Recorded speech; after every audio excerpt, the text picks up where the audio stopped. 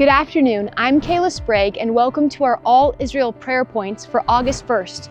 This is the 300th day of this war, and as we gather to pray for Israel and the Jewish people, let's focus on the recent events that have been shaping the region this week. First, I want to share with you what's been happening here on the ground, and then I'll show you specifically how we can be praying together. Our first prayer focus concerns the dramatic and shocking assassination of Hamas's political leader, Ismail Haniyeh. In a stunning development, we woke up and he was killed in Tehran early Wednesday morning. The assassination came just hours after Israel eliminated Hezbollah's chief of staff in Beirut. These high-profile strikes have significantly escalated tensions and unknowns throughout the region.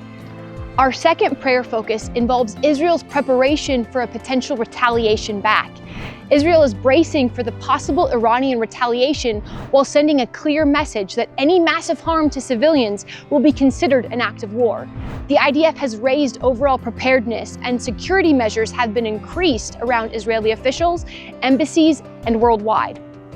Our final prayer focus addresses the broader implication of these events.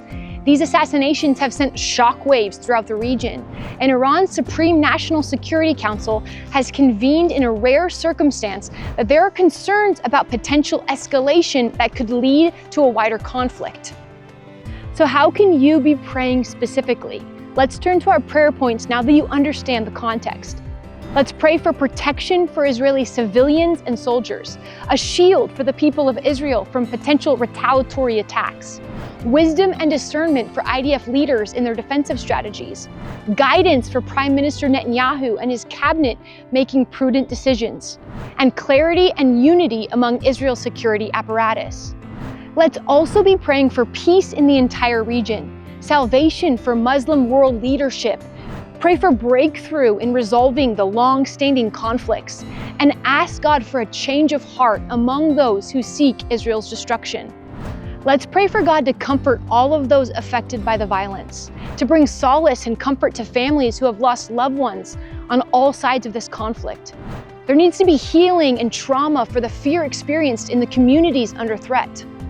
And finally, let's continue to pray for justice and righteousness.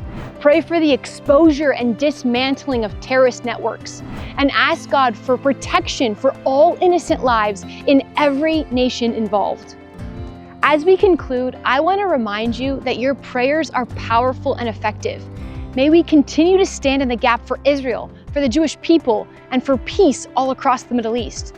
We are reminded in weeks like this, Psalm 121, "He who watches over Israel will neither slumber nor sleep, and we put our trust in the God of Israel."